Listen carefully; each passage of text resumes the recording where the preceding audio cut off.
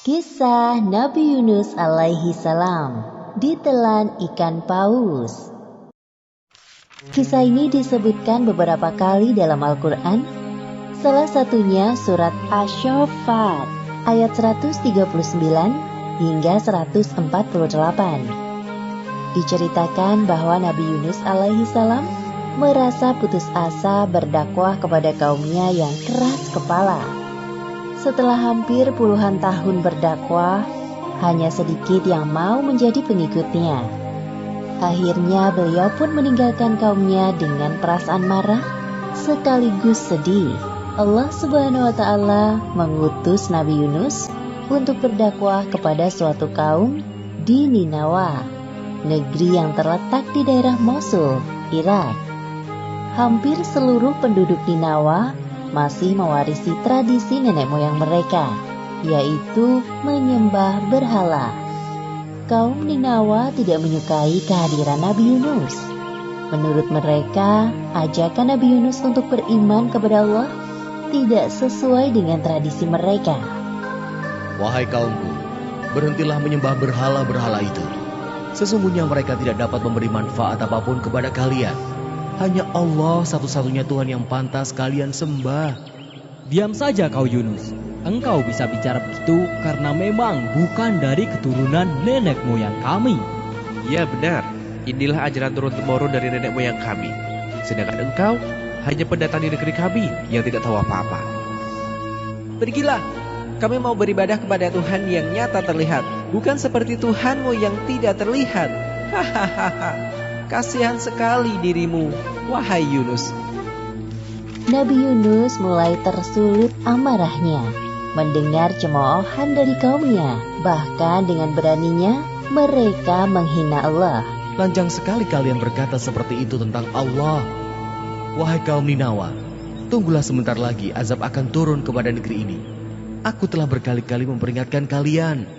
Setelah beberapa tahun berdakwah, pengikut Nabi Yunus hanya sedikit.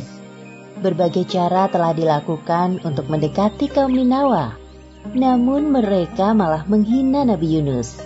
Sampai akhirnya beliau mulai putus asa. Kemarahan dan kekecewaannya bercampur menjadi satu. Kemudian Nabi Yunus mulai berdoa kepada Allah. Ya Allah, ya Tuhanku, hamba sudah tidak tahan lagi menghadapi keras kepalanya kaum Ninawa ini. Sekiranya Engkau mengutus hamba untuk berdakwah di tempat lain, hamba bersedia. Ya Allah, hamba mohon kabulkan permintaan hamba ini. Disinilah letak ujian Nabi Yunus. Beliau tidak sabar dalam menghadapi kaumnya dan akhirnya memilih untuk meninggalkan negeri Ninawa. Padahal tugas dakwahnya belum usai. Tak lama setelah kepergian Nabi Yunus, hal buruk terjadi pada kaum Ninawa. Tiba-tiba, cuaca yang awalnya cerah berubah menjadi gelap. Hah? Keras sekali suaranya. Apakah ini yang dikatakan oleh Yunus tempo hari? Wahai ayah, aku takut. Jangan takut wahai anakku. Ini pasti azab Allah yang dijanjikan Nabi Yunus kepada kita. Satu persatu kaum Ninawa mulai keluar dari rumahnya. Mereka bersujud dan mulai menyadari akan kesalahannya. Ya Allah, maafkanlah perilaku kami yang tidak mau beriman kepadamu. Kami sudah zalim kepada Yunus, Nabi utusanmu. Ya Allah, ampunilah perbuatan kami. Kami sungguh-sungguh bertaubat kepadamu. Ya Allah. Kemudian Allah tidak jadi menurunkan azab kepada penduduk negeri Ninawa. Seperti yang disebutkan dalam Al-Quran, surat Yunus ayat 98. Ketika mereka, kaum Yunus itu beriman, kami hilangkan dari mereka azab yang menghinakan dalam kehidupan dunia. Dan kami beri kesenangan kepada mereka sampai waktu tertentu. Sementara itu, Nabi Yunus telah berjalan cukup jauh. Sampailah beliau di tepi pantai. Langit sore nampak bersahabat. Terlihat di sana ada kapal yang akan berlayar. Kemudian Nabi Yunus pun ikut masuk ke dalam rombongan kapal yang akan berlayar itu. Semua orang heran melihat penampakan seorang nabi di dalam kapal. Namun para penumpang tidak berani menyapa Nabi Yunus. Mereka hanya saling berbisik. Nahkoda menggerakkan kapal cukup cepat. Ketika berada di tengah lautan, seketika itu angin bertiup kencang dan menggoyangkan sebagian badan kapal. Sepertinya akan terjadi badai. Lihat, hujan mulai turun. Aduh, bagaimana ini? Kasihan sekali anakku. Maaf tuan-tuan, sepertinya kita harus mengeluarkan barang-barang agar kapal tidak tenggelam. Baik. Mereka pun mengeluarkan semua barang dan menjatuhkannya ke laut. Kami sudah mengeluarkan semua barang. Bagaimana keadaannya? Sepertinya harus ada dari kita yang turun dari kapal. Beban kapal ini masih terlalu berat. Apa? Bagaimana jika kita lakukan undian saja untuk menentukan siapa orangnya agar adil? Ya, cepat kita lakukan. Para penumpang kapal, termasuk Nabi Yunus, melakukan undian. Ternyata nama yang keluar adalah Nabi Yunus. Hah? Tidak mungkin dia. Aku yakin dia adalah orang baik. Nabi pula. Bagaimana kalau kita undi lagi saja? Ya, undi saja lagi. Lakukan lagi. Setelah melakukan undian kedua dan ketiga, tetap saja nama yang keluar adalah Nabi Yunus. Melihat kenyataan tersebut, Nabi Yunus pasrah dengan keadaan.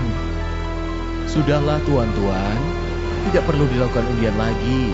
Aku ikhlas dengan keputusan ini. Aku akan turun ke laut agar kapal ini tidak tenggelam. Insya Allah ini takdirku. Orang-orang melihat Nabi Yunus dengan perasaan tidak rela. Kemudian Nabi Yunus bersiap untuk turun dari kapal. Beliau menatap ombak yang bergulung-gulung di hadapannya. Ya Allah, mungkin ini balasan bagiku atas sikap pengecut dan tidak sabar menghadapi ujian dakwah dari kaumku. Ampuni aku ya Allah. Demikianlah Nabi Yunus termasuk orang-orang yang kalah dalam undian tersebut, sehingga dilemparkan ke laut. Setelah Nabi Yunus menceburkan diri ke tengah laut, tak lama kemudian muncul seekor ikan paus yang sigap menelan beliau. Nabi Yunus pingsan selama beberapa hari di dalam perut ikan paus. Saat membuka mata, yang Nabi Yunus rasakan adalah kegelapan dalam jiwa dan raganya. Perasaan bersalah kepada Allah selalu menghantuinya. Tubuhnya tidak berdaya karena tidak ada asupan makanan selama berada di dalam perut ikan paus. Kemudian Nabi Yunus dengan segala kekuatannya berdoa kepada Allah. Seperti yang disebutkan dalam Al-Quran, Surat Al-Anbiya ayat 87. Tidak ada Tuhan selain Engkau, Maha Suci Engkau. Sungguh, aku termasuk orang-orang yang zalim.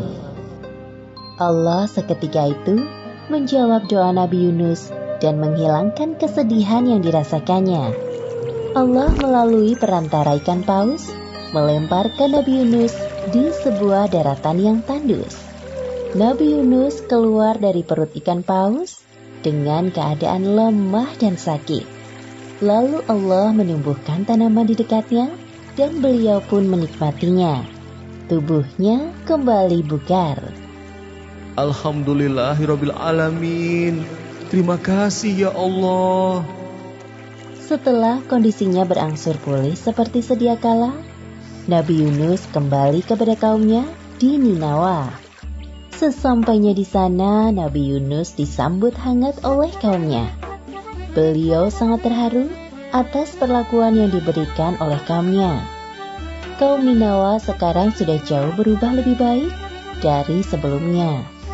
Mereka hanya beriman kepada Allah Subhanahu wa Ta'ala, seperti yang disebutkan dalam surat Asy-Syaffat ayat 147 hingga 148. dan kami utus dia kepada 100.000 orang atau lebih, sehingga mereka beriman. Karena itu, kami anugerahkan kenikmatan hidup kepada mereka hingga waktu tertentu. Demikianlah akhir kisah Nabi Yunus alaihi salam. Hikmah yang dapat kita ambil dari kisah ini: pertama, hendaknya kita belajar untuk bersikap sabar dalam menahan amarah.